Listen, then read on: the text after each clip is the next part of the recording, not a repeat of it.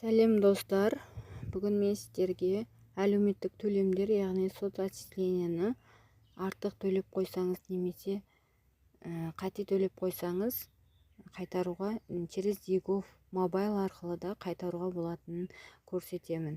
Ол үшін Егов мобайл приложениесіне алдын ала тіркеліп кіріп аласыз. Қызметтер бөліміне кіресіз.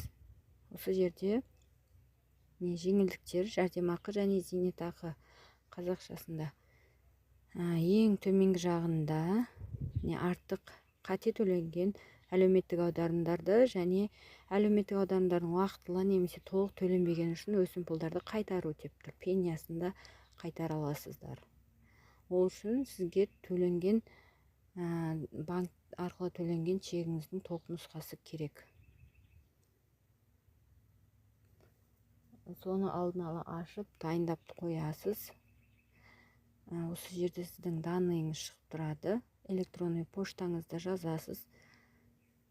Аймақты таңдау, қаланы таңдау деген кезде өзіңіздің аймағыңызды таңдайсыз. Қандай банк арқылы төлем жасадыңыз? Жұмыс беруші, яғни ИП, қандай ИП-ға төледіңіз?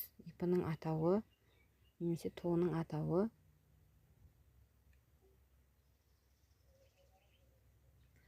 ЖСК дейді. Және төлем тапсырмасының деректемелері. Төлем құжаты квитанцияның номері болады. Квитанциясына қарап отырсаңыз, сол төлем жасаған күні және төлем құжатының референсі дейді. Ол да тоже квитанцияның бетінде квитанцияда болады референс номері деген. Соның барлығын тура квитанциядағыдай қылып жазасыз. Ешқандай қате кетпеу керек. Сосын жалғастыру деп ары қарай қол қойып жібересіз.